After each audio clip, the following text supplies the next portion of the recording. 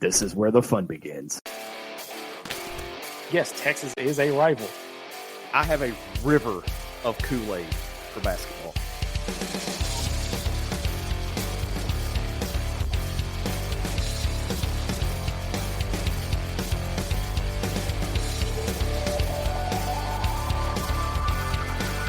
It's time to step inside the Hawg Pen.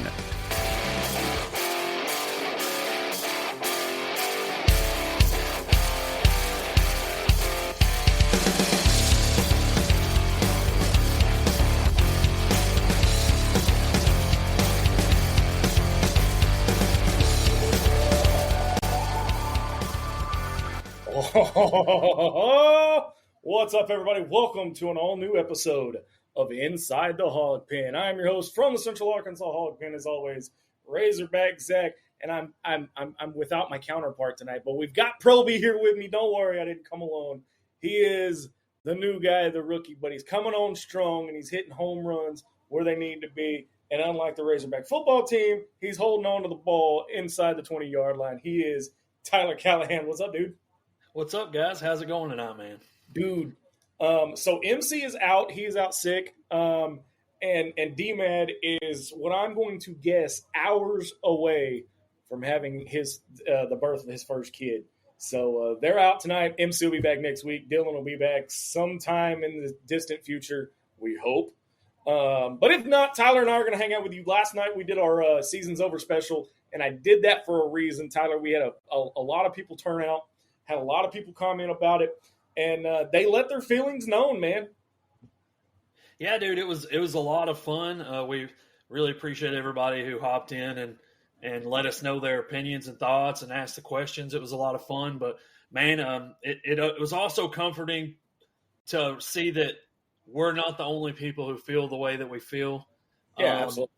And to give the fan base an opportunity to say where their hearts were at and where their minds were at with the football program. Well, I mean, but at the same time, dude, and like I said, we're going to get into this later in the show just a little bit. We're not going to go deep off like we did last night, but we're going to touch on it, some of the developments that have happened in 24 hours since, but we want to make sure that the fans are involved. We love our fans. We absolutely adore them. They are the reason that we're here, so we want to make sure you guys get your voice heard, unlike that propaganda sunshine pumping show in Northwest Arkansas.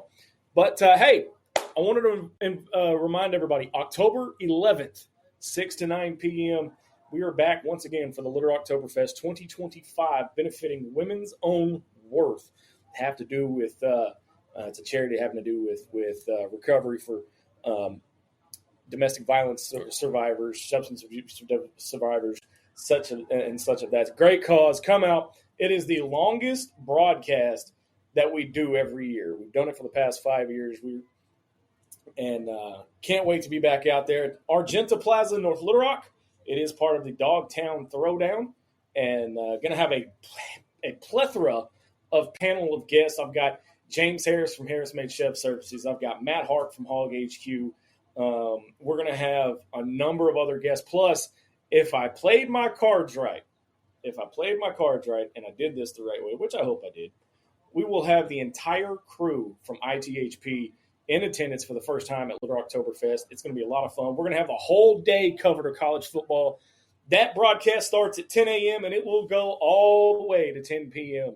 That night, including post-game coverage, pre- and post-game coverage of Arkansas, Tennessee, and live in-game analysis and commentary of that game. So you're not going to want to miss it. 10 a.m. is the start time here on ITHP, but the event itself, like I said, 6 to 9 p.m. in Argenta, $25 general admission will get you in the door. $40 will get you in as a VIP an hour before everybody else. And then, of course, if you don't drink, for guys like me, it's $10 to get you in the door. You get a soft drink. You get to check out some of the home brews and stuff like that. And we'll talk to some of the breweries that are there to kind of get an idea of how they make the beer. So, looking forward to that. But tonight, and again, tonight's show, last 24 hours, we had the schedule for the next 4 years come out. Yay, Arkansas. You can definitely tell they hate us. But one of the things, too, is there's a new rule from the SEC saying that you have to schedule Power 4 opponents in your non-conference. You have to, and that's going to be different. And we're going to talk about that a little bit. Plus, we get our 3 permanent opponents that we've been talking about, 2 of which, Tyler, we kind of expected. But that third one, I absolutely hate. Plus, we've got week 5 of our SEC Pick'ems as Tyler going to be coming on strong and continuing his winning ways and can finally knock off D-Med and his – well, anyway. But let's jump into this a little bit more. And I want to touch just a few minutes on the fallout of what happened at Memphis and where we go from here. I mean, again, you get 24 hours. We're not trying to talk, we're not trying to talk it to death or anything. But I just want to touch on a couple of things going into this Notre Dame game. Are we going to see a different team, or is this going to be the same story, different verse? Man, I think that it's just the same old song and dance, man, and I'm glad we got a lot of people in last night voicing their opinions on it. And like you said, I don't want to talk it to death, man, but you can only see the same thing over and over again before you realize that nothing is going to change. Yeah. And that's just where I'm at with it. I'm proud to see that a lot of fans are in that same place. And just hopefully the right thing will be done for the future Arkansas football. Well, and again, I want to remind the fans that this is an entirely fluid situation. Everybody knows we've been through this 5 or 6 times since 2007. So it's a very fluid situation. Some fans wanted Sam Pittman gone last week. Some fans don't want him gone at all. Other fans are starting to reach that I don't give a point. Yeah, man, and it's hard not to because it's the same letdown every time. And I said it last night too for those who were listening, man. I'm not entirely mad about the loss to Ole Miss because of you take everything into account. It's on the road, SEC game at night. But as far as the Memphis game, and if you just said that we lost the Memphis game, like if it was one of those where it came down to the wire because it was just back and forth the whole time, it'd be a totally different thing than it is. But like being up 28-10, like we mentioned last week, like we mentioned last night, and even during the game when all of us were talking, it should not have been that close. It should never have gotten that close. That 18-point lead, they should have been able to grow to extend that and to work off that instead of blowing it. But again, what are you going to see Saturday? I mean, Pittman said it in his Monday morning press conference. I don't know if anybody's watched it, but he said, "Hey, come out and see Notre Dame. Come out and see. We've got a good football team. Do we though? I mean, it's gotten to the point, and I'm going to say this very gingerly because I don't want to piss him off because he's a very good friend of mine. I went to school with him. We're now getting fallout, and we're now getting parents of players getting pissed because guys like us are calling out the issues on the field. That's what you get. Well, that's what you get when – by the way, and it's our boy DJ Williams. It's my buddy DJ Williams. Everybody remembers him in his podcast 4th and 5. He's having to do a show tonight to respond to a video of a parent or a relative, I should say, of a player that came out negatively about his comments about what he saw on the field. Now, here's the thing. DJ knows the game. DJ's got that football, that IQ. Okay, he knows the game. He knows the X's and O's because he wore the damn uniform. And he played for, wait for it, Bobby Petrino. Yeah, not only that, man, he won the award for the top tight end in the nation. He's a Mackey Award winner for crying out loud. Yeah, he can play. He knows what he's doing, man. So this is what this program has come down to. People are so pissed, and the parents are so pissed that we're the ones calling the problems out But the coaching staff's just like, I don't know. Tell me what to do. I don't know what to do. Quite literally, if you think about it. Yeah, man. And if they're going to take one of DJ Williams' videos, then they haven't watched all of them this year, because he said at the beginning of the year he was happy. He's like, you know what? The defense, first drive against Alabama A&M looked pretty terrible, but after that they cleaned it up. That he saw things that made him think, okay, well, our defense is going to be manageable and our offense is going to be really good, and that's going to lead. He said it. He thought we were going to be able to win a lot of football games. And listen, I'm not bashing DJ at all. What I'm telling you is, if you want a deeper dive into these breakdown of these games, first off, watch us for the fan opinion. But if you really want a deep dive and you really wanted to break down, go check out 4th and 5. Shameless plug. He did not pay me to say this. He did not tell me to say this. I didn't say I was going to mention it. But it just happened about 30, 45 minutes ago when I saw the video. And I went to school with him, graduated a year ahead of him. The guy is brilliant. He knows what he's talking about. If you guys want to go check that out, it's 4th and 5. He knows his stuff. I'm telling you. Man. It's gonna take what we say and put it into a much broader perspective from an actual football player. Yeah, and guys, the cool thing is not only will you see that we're not just blowing smoke up your butts, but dude, like, you're going to learn some stuff about football, because what he does is super helpful as a fan to help learn the game. But man, I think DJ's not doing anything out of harm. He's just simply translating what's happening on the field to where the fans can understand it. And there's absolutely nobody should be upset at him. And if parents are upset at him, then they should be upset at the coaching staff, because that's where the issue is really at. I mean, like I said, the Memphis loss is going to sting for a while. All right. It's just a fact of life. But you got Notre Dame coming in 11 o'clock in Fayetteville. They're back home. So on ABC, by the way, the game is back on ABC this week.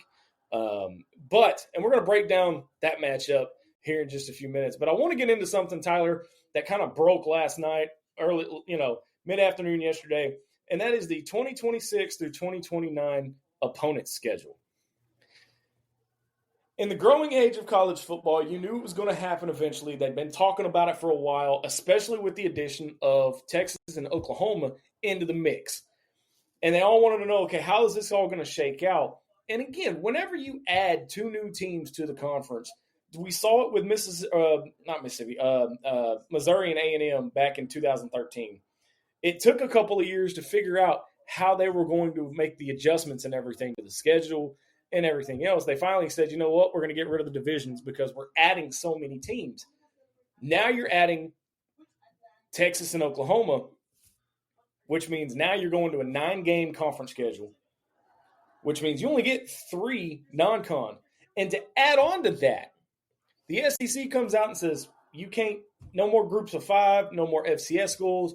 They all have to be Power 4 opponents. That right there tells me that the NCAA as a whole, the landscape of that is changing because the SEC is starting to separate itself. Okay, so instead of Arkansas playing Alabama A&M, you're probably going to see Alabama or Arkansas and North Carolina. You're probably going to see Arkansas, Penn State, Arkansas, USC. You're going to see some matchups you haven't seen, number one, in a very long time, and number two, ones you haven't seen at all, ever, kind of like this Notre Dame matchup.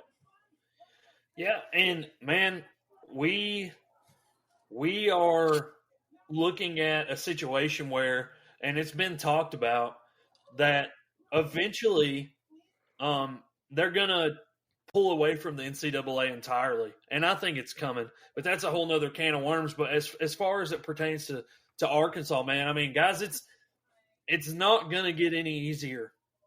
The easiest days that we've had in the SEC are behind us.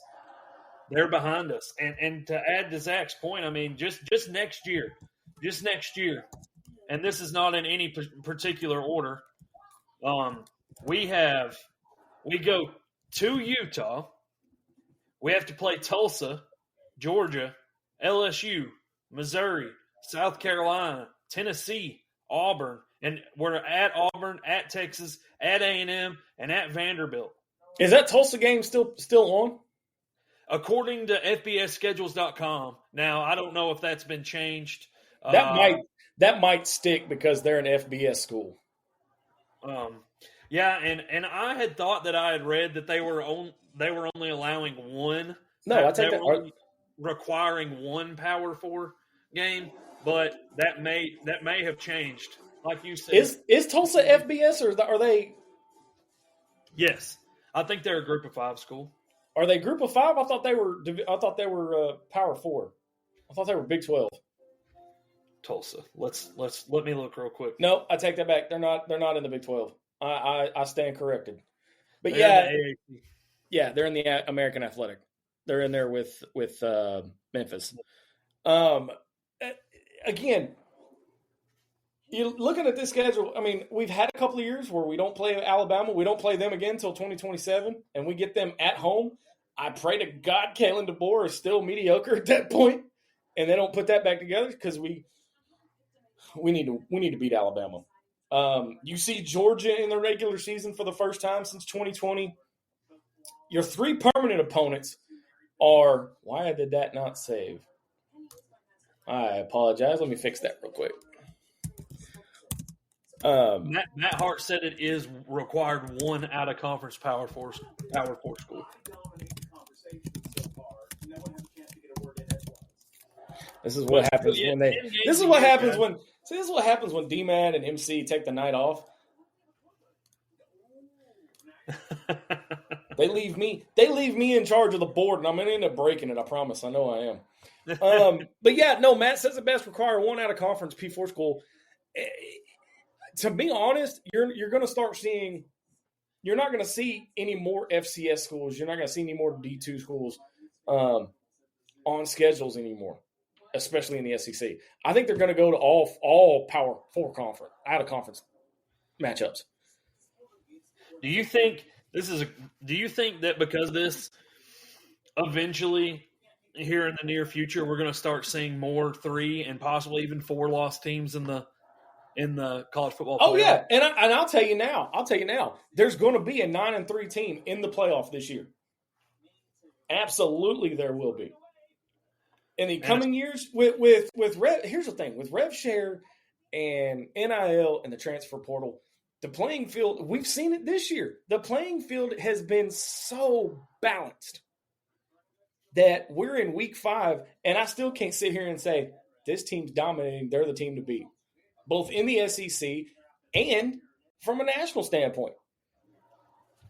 Right, man. I mean, the only game that I didn't see playing out the way that it played out with top 25 ranked teams was that Indiana-Illinois. Yeah, but you know what? I was so glad to see Indiana winning. And not just – and the thing was, we thought last year with Indiana because – and I don't know how many people listen to my segment on Dave Ellswick here in Central Arkansas or on our Facebook stream on Friday mornings. He's a big Indiana fan, and I told him last year, I said, you've got to be careful putting your eggs in Indiana's basket because we don't know if this is just a one-year thing or if they can sustain it. It looks to me that they're sustaining that win. Yeah, man, and I mean, Cignetti, every time you talk about the Arkansas job that potentially could be coming open, that name's always in the mix. Now, I'm not saying that is like it's a possibility. I think Indiana's got him pretty well locked down, but that doesn't change the fact that he's gotten everybody's attention, including fans in the state of Arkansas. Yeah, I don't think he's leaving Indiana for a while. No. I think they paid him what he's worth. But the thing about it though is look at teams like Indiana. All right, we'll take them as a prime example. Indiana came from nothing. Nebraska came from nothing. Anybody remember the Bo Pelini years? When they couldn't win for – now you've got those two teams on the up and up, and Arkansas is still left in the dust. Indiana can do what Arkansas can't, and that is sustain the winnability. I don't know if that's a word. We might have to Google that. It can be a word, man. That's going to be, you know what? That's going to be a word. That's going to be a word. You'll find out. Look, you'll find out I start making up words just to make up words to make them fit. D-Mad says it best. By the way, we want to get to our comments real quick. D-Mad says it best. Feels like the Power 4 schools are actively trying to separate themselves from Group of 5 to look more like NFL playoffs.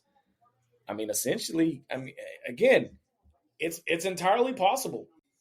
It's entirely possible. That's what it's going to head towards. Angela Woodard says, that's the Hogs over and over again.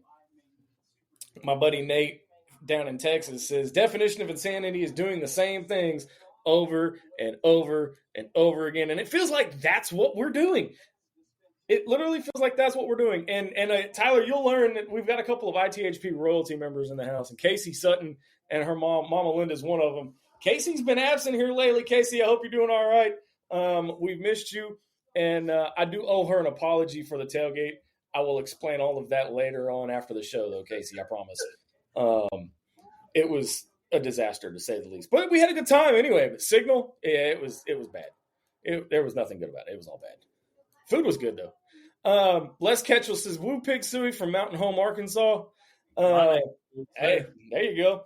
Casey chimes in also and says, I want to see a coach that will keep the foot on the pedal until the final tick of the clock and not let up when they think we've won. Teams do it to us. They've got to turn the car on first. You gotta put oil in the car first. You've got to put oil in the car first. I mean, there's no other way around it. You have to. But the problem is, I don't know if it's just the way Sam is coaching and his attitude towards it all, or if it's literally just the way he is as a person and he's not changing his personality on the field, but nobody's going to respect him. Like I said last night, for 60 minutes, for 3.5 hours, ain't a damn person on that field on the other sideline that's going to respect Sam Pittman the way he's trying to win the respect of everybody else. Man, I think that there's two types of people when they're in the situation like this where they know that things are not going the way that they need to be going, that they are either going to have to put up or shut up, basically. Yeah. And there are two types of people. There are the ones who get mad and fight for what they want, yep. and there are the ones who shut down. And here's the thing. We've got a matchup with Texas Tech in 2030. Are we really concerned about that matchup right now? Do we really care about that matchup? I'm more concerned because the opponents came out from 2026 to 2029. Now, they're in order, but they're not in order of date, when that kind of thing. It just shows your home opponents and your away opponents. But some of your home opponents, like we said, Georgia, South Carolina, Tennessee. 27 is Alabama, Kentucky. 28, Auburn, A&M, Vanderbilt. 29, Florida and Oklahoma. It just you look at the schedule and you go, huh. Hold on just a moment. Let me get my censor button ready here. You look at the schedule and you go, holy sh!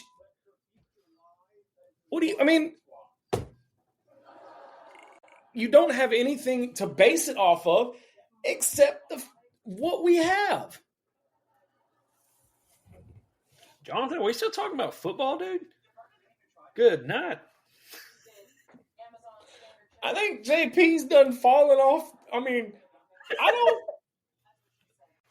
Do we need to do a wellness check on JP?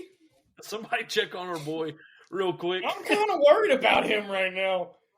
He's out here. Dan Yoakum says, do you think Pittman will show Rudy at halftime? No, I think he's actually – no, I don't think he's going to show Rudy. I think he's going to show Polar Express. Polar Express. I think he's going to show, the replacements. Oh, me. I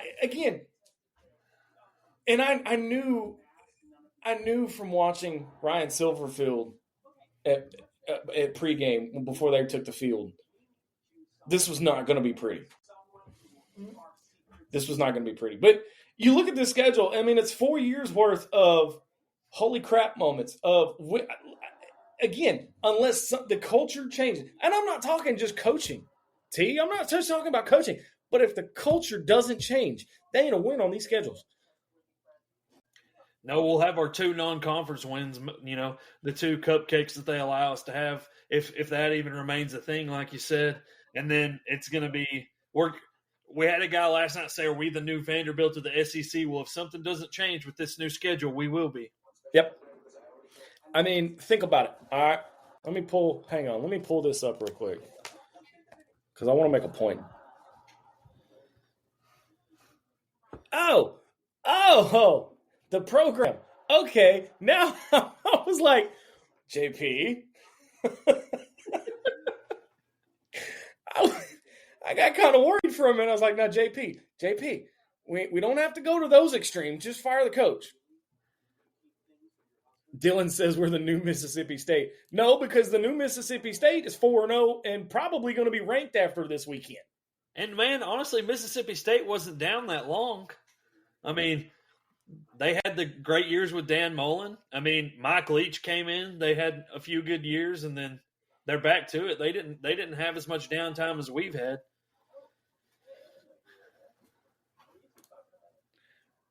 Dan said, Zach, what did your buddy say about the Memphis win? I don't think he really thought they had a chance when he was on your show. Yeah, no, Bum is a character. Bum is a character. And I have not heard from Bum. I figured he would have blown me and MC up, but I think he's given us a couple of days to lick our wounds. But here's the thing. I want to read these teams off. All right. I'm not going to read the names. I'm just going to read the rankings. All right.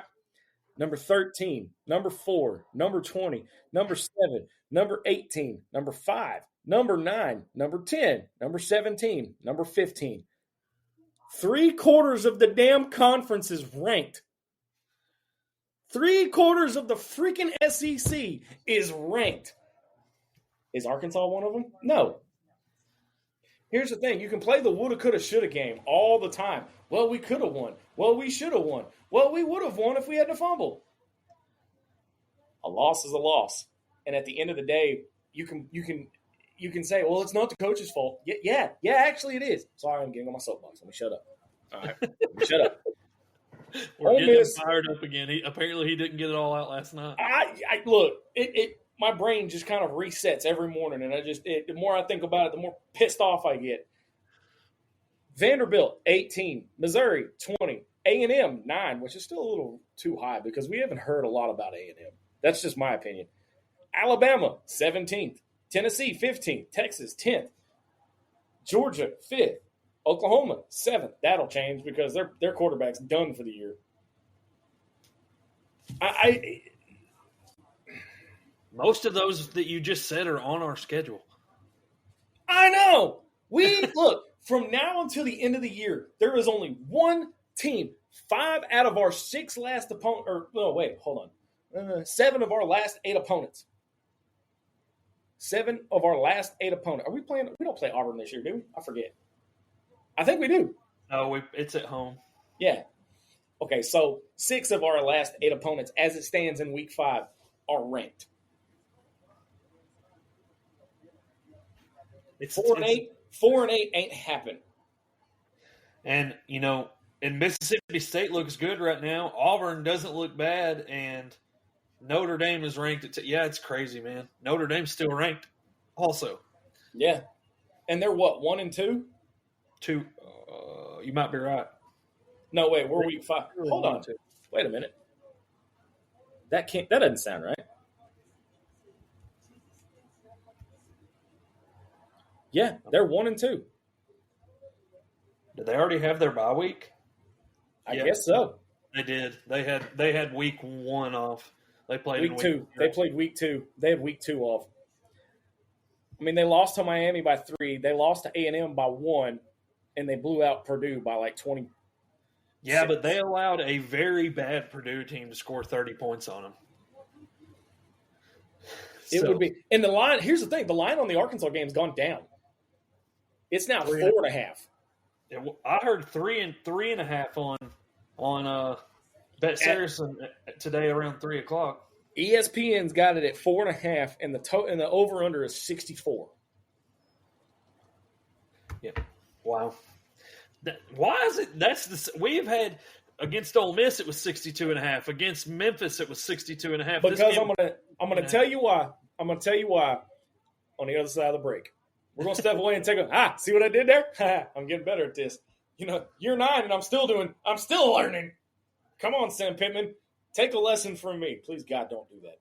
Anyway, we're gonna step away and take a break. On the other side of the break, I'll tell you why that I think the over/under has stayed at about 60 to 65. You're listening to Inside the Hawg Pen.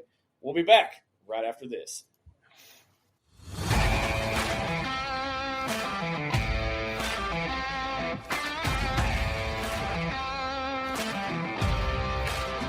Meeks Design is your one-stop shop for custom clothing with a personal touch. At Meeks Design, we can help you tell your story through your wardrobe. Your imagination on a hat, shirt, pullover, or nearly anything wearable. And while you're picking out some custom clothing, check out the one-of-a-kind handmade soaps from the Bobcat Soap Company. Find us on Facebook and let us create custom swag just for you at Meeks Design.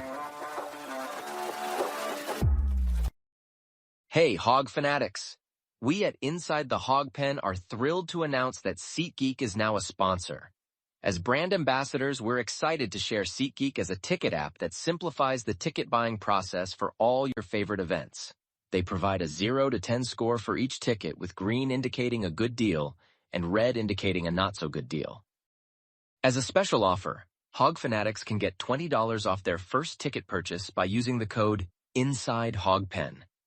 Check out our socials for the link, and remember to use the code INSIDEHOGPEN.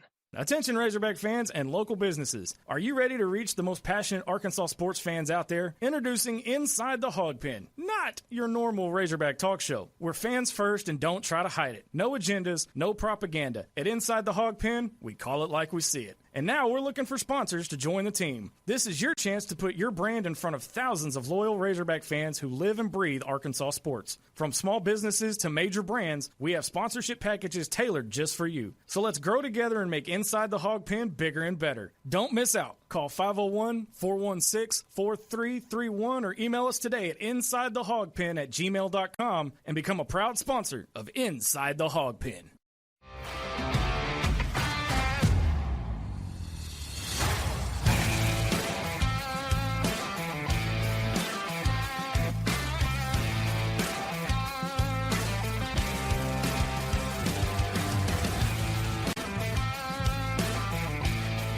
It's time to step back inside the Hawg Pen to the Meeks Design Studios.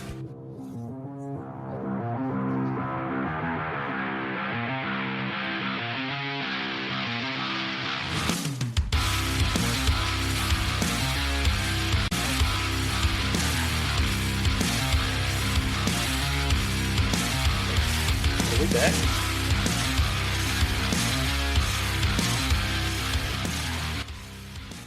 All right, welcome back Inside the Hawg Pen. Razorback Zach, Tyler Callahan hanging out with you. We got to find you a nickname like all of us have. Yeah, man, for real. Officer Doofy.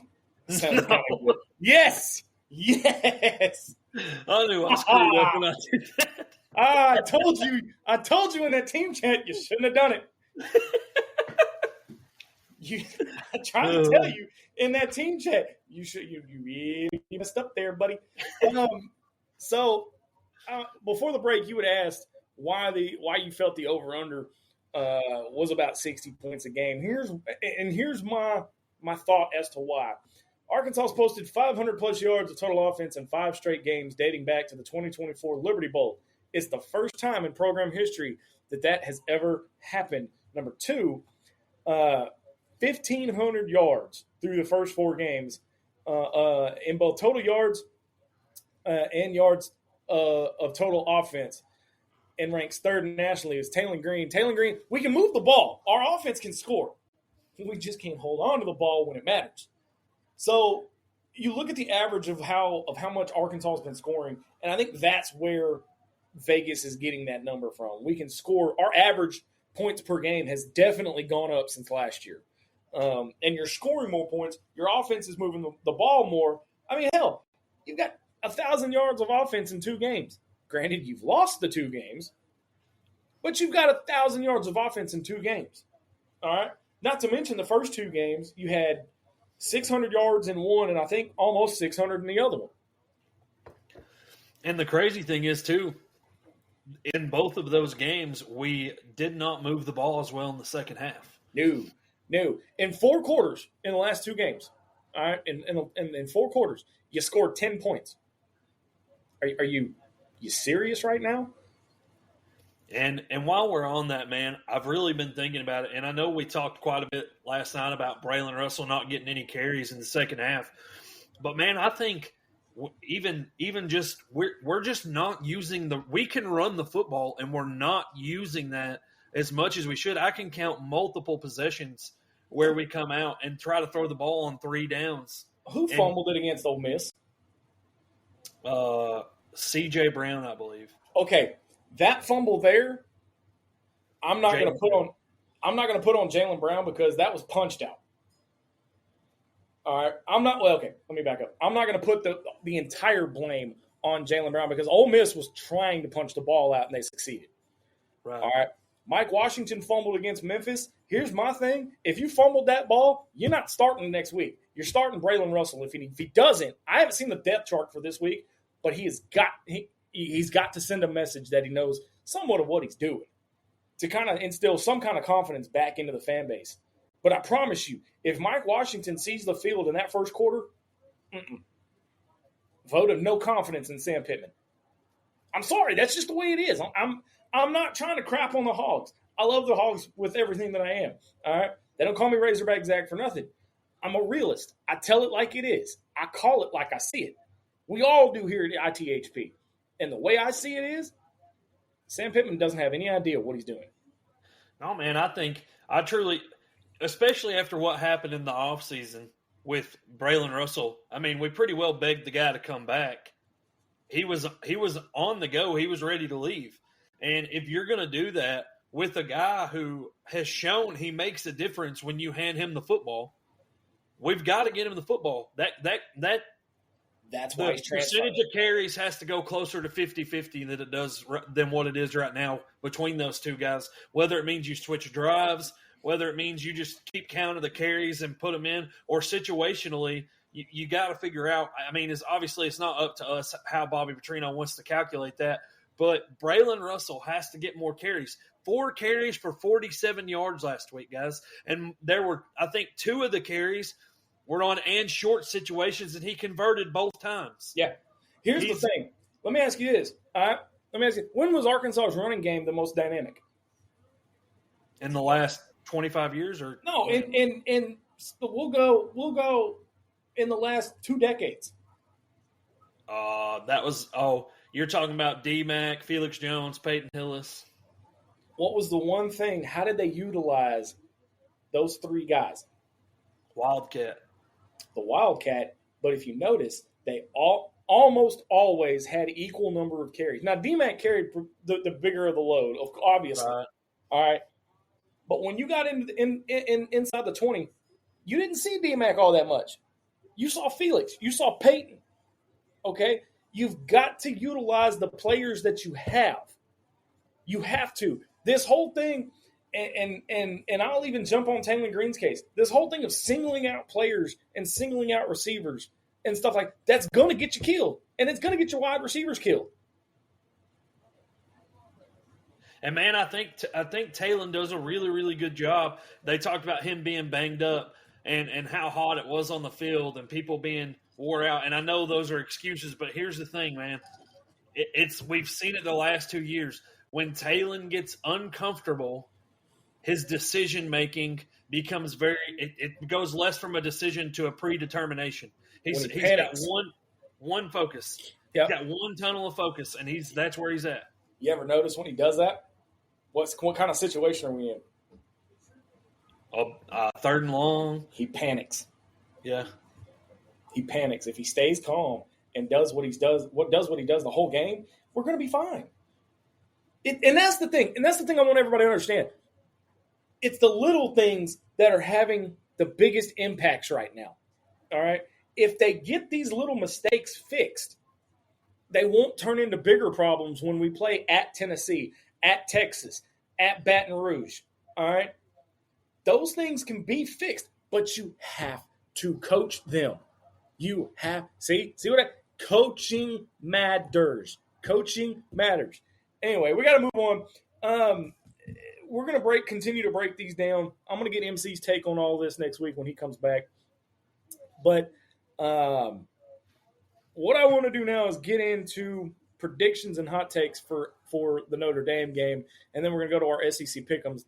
Tyler, I want to be optimistic, and I want to fluff it. I want to shoot sunshine and have it all be sunshine and rainbows.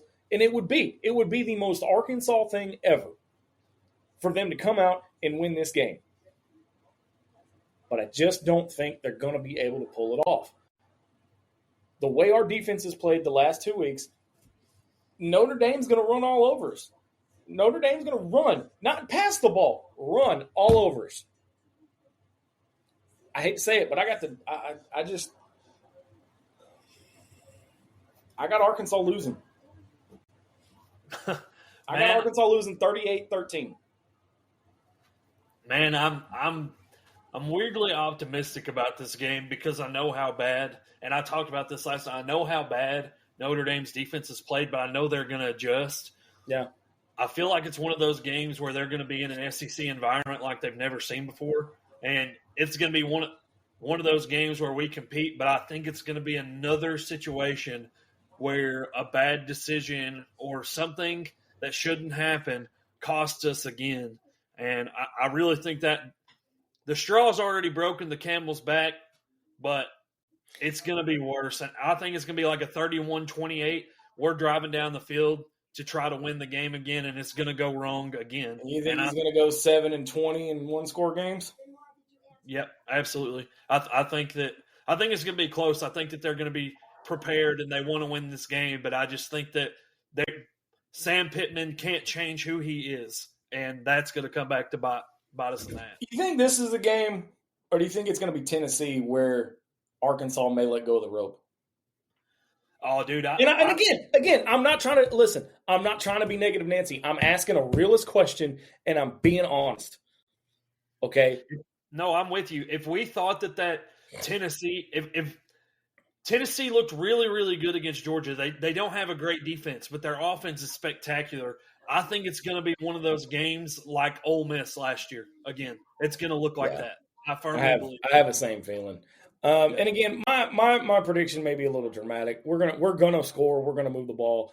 I just don't have any confidence in Sam Pittman anymore. Dwight Raleigh, my boy Dwight, I ain't seen him in forever. Says we could make history if we fumble the ball inside the 20 on a winning drive for the third straight week. He's not wrong. JP says, I think that it's that is Pitt not keeping his foot on the throat once we go up 2 scores. And if you notice that, 9 times, and I want to go back in history, I want to do some research. These one-score games that he loses, sometimes he's up by 21 or more points. If you stop and think about it. So, all right. So here we are, week 5 of the college football season. And the Pick'em is very, very, very close. Proby over here is come on strong. He's got the best winning percentage, even if he is 2 weeks behind. I actually won last week. Tyler and I went undefeated last week, which put me right back in the mix of it all. Look at me. I'm the comeback kid. Dylan went 5-1. MC went 5-1. And like I said, Tyler and I went 6-0. The overall standings, Dylan maintains a 1-game lead over MC at 16-9. MC's at 15-10. I'm at 14-11. And Tyler's coming on strong at 10-3. So he has through 3 weeks, he has got the best, through 2 weeks, I'm sorry. He has the best winning percentage out of all of us. So this week's slate of games is number 24, TCU, the Horned Frogs, not the Horny Frogs, the Horned Frogs. I did that. Yes, I did. I'm not ashamed. Travel to Arizona State, who is a 3.5-point favorite. This one goes either way because I had Ohio State, Washington, the battle of 3-0s. I didn't know what to do.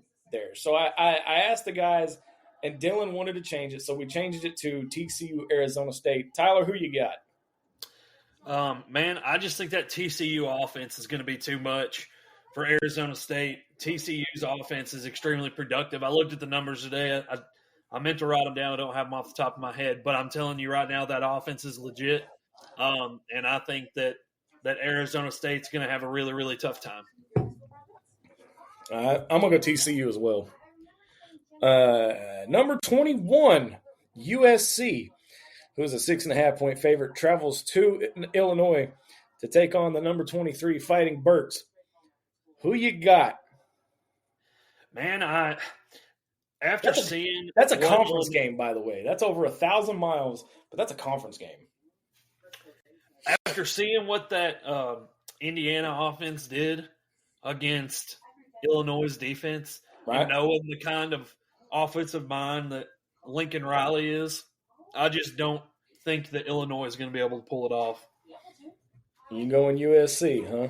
Yep, USC.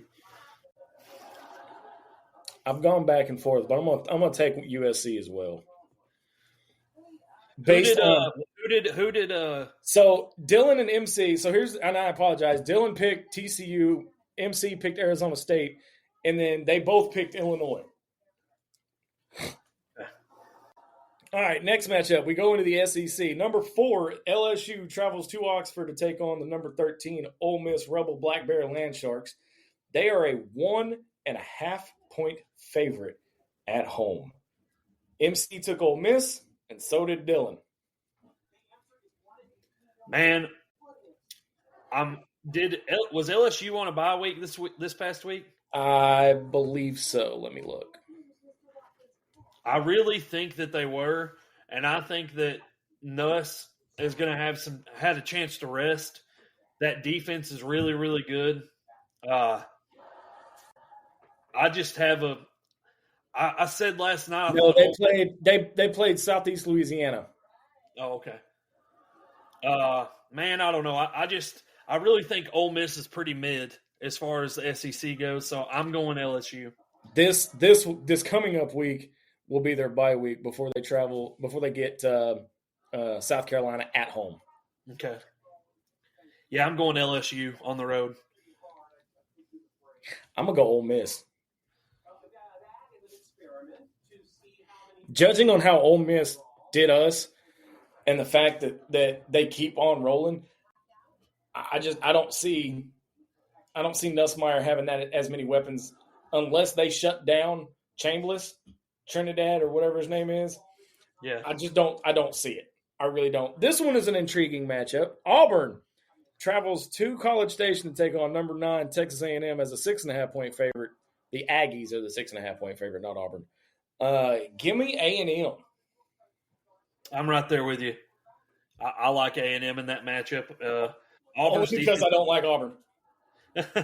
Auburn's defense looked good against Oklahoma until you find out that their quarterback had a hand issue, and then it kind of now I'm definitely thinking that A&M's going to be too much for him. Right. I meant to ask Dylan this. I want to get his upset of the week, and I think it's going to be this Auburn A&M game because he picked Auburn. The rest of us picked A&M.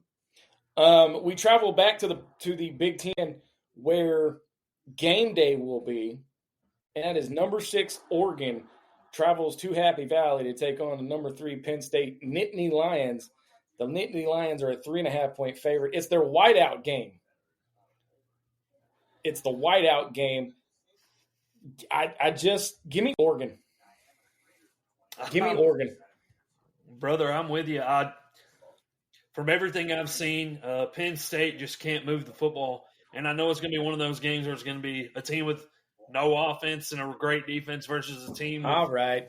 a great offense and no defense. But so my fiance wants to chime in here and say that I picked the Texas team. Yes, I picked the Aggies. What I didn't pick was the Longhorns. I will not pick the Longhorns no matter what. No matter what. I do like some things Texas, just not the Longhorns. Buc-ee's. I love Buc-ee's. Buc-ee's, man. Hey, they're putting look, man. All right, they're putting a Buc-ee's in down the street from my house. And I told her, I said, look, it ain't going to be what do you want for dinner. It's what do you want from Buc-ee's.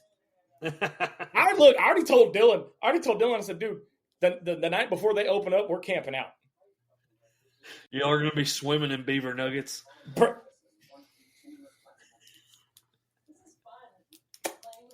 I'm not going to. You know what? I got a comment for that after the show. I can't say it on here. I can't say it on air. I got Oregon, by the way. Yeah, that's a clean sweep. And then you've got an interesting matchup. In years past, this matchup kind of determines who wins the SEC. Now, I don't know what to think of this matchup. It's number 17, Alabama, travels to Athens to take on number 5, Georgia. Georgia's the 3.5-point favorite. I just don't think Bama's got it. I don't think they've got it yet. Man, I'm going to be honest with you. I didn't know which way to go with this, and I did the same thing. I really just have this gut feeling after how Tennessee looked against Georgia that their defense is just not what it has been, and Alabama and Kalen DeBoer have a similar kind of offensive style to what I can't think of Tennessee's head coach's name right now. Josh Heupel. They have similar offensive strategies. I'm going to take Alabama on this one. Really? You're the only one that took Alabama. That's interesting, to say the least. So this one's going to be a mix-up. We're going to see who actually takes over, because right now it's anybody's game. And with you being being at a 2-week disadvantage, we might, dude, where is MC when I need him? We might actually have a match for Dylan. Holy crap. This might be one to just sit back and watch. I may just throw the cards and go, I fold. I'm just going to sit back and watch. Well, get your popcorn ready. That's right. Get your popcorn ready. So there you have it. There's your picks. Here's the thing. We've got basketball on the horizon. We actually have basketball next month, by the way. So we're going to be starting our MC School of Hog Hoops here in a few weeks, getting you set because we're only 4 or 5 weeks away from tip-off of the basketball season. I think right around 1st of November, mid-November is when we tip off. So it's coming, and we're coming on strong. But, Tyler, I know we're going to end a little bit early, but let's BS for a little bit. I got to ask, because you showed me this pregame. Do you still have it with you, by the way, the bottle? Oh, yeah. Okay, so this is an unopened bottle of the 1994 National Championship Coca-Cola set. And he said, I'll let you go ahead and tell it, but I couldn't believe it, and I want everybody to see this. So we were talking about it, and he's like, man, there's a bunch of those around. He said, you ought to just open it up and drink it. And I was like, I mean, it's expired, dude, but the thing still fizzes. Like, when you shake it up, it still fizzes. And he said, dude, there's no way. So y'all can see where it's at right here. How much would you take to open one up and drink it? It'd probably take a lot because the color is not right.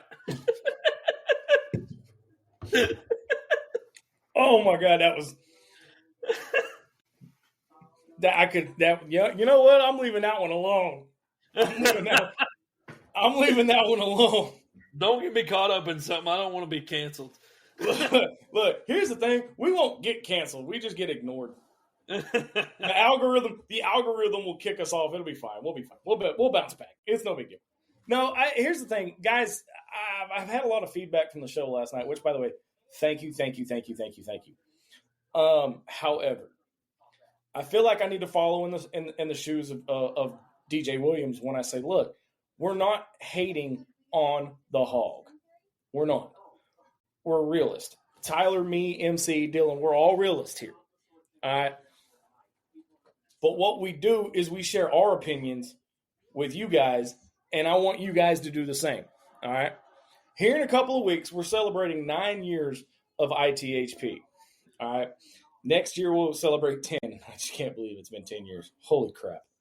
But, again, we want the fans involved. We want you guys to comment. We want you guys to share the show. All right? I'm still working on a merchandise line. Don't worry. I promise we'll have something up soon. I hope. But I know you guys think we're hating and that we're just totally against the Razorbacks and all of that. We're really not. We're fans fed up just like you guys are. So cut everybody some slack that do these podcasts that are fans. Cut us some slack because just like everybody else, we're fed up. And I don't give a damn if it's the mantra of stupid people, but I'm tired of being mediocre. I'm tired of being the laughingstock. We're at the bottom of the SEC again. It's just a vicious cycle. So everybody just cool out. It's a game. I've been watching way too much Remember the Titans when I said that. So Amy makes fun of me all the time because I'll start quoting movies. We'll be having a full-blown conversation, and I'll just start making movie quotes from something that she says. And she says, how do you do that? Do you just, remember all these movie lines? And I'm like, oh, I mean, my family talks in movie quotes, and we know exactly what we're talking about. So that's just how it goes. Yeah, dude, I'm the same way. Movie quotes, songs, anything. I'm real bad about it. But so, man, we talked a lot about we talked yesterday about how, and I forgot to bring this up earlier. Now we got a couple minutes. Brandon Marcello had said that Petrino was already making calls. And today we have a booster that comes on the buzz. Frank Fletcher's his. Look, go ahead and call him by name. His name is Frank Fletcher. He's a car dealer out of Sherwood. Yeah.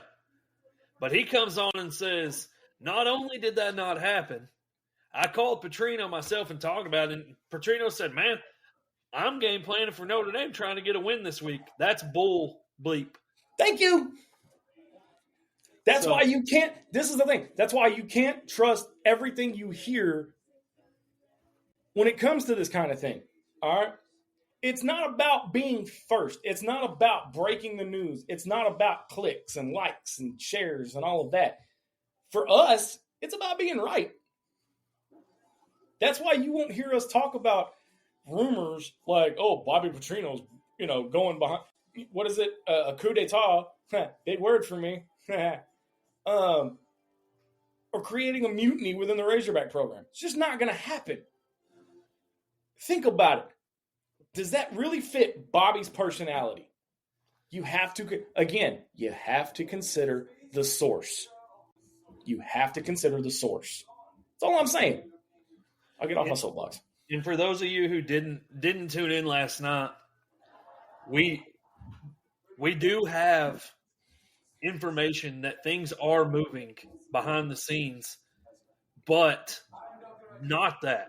That is not what's happening. That is not one of them. And again, we're working our connections. We're working our sources.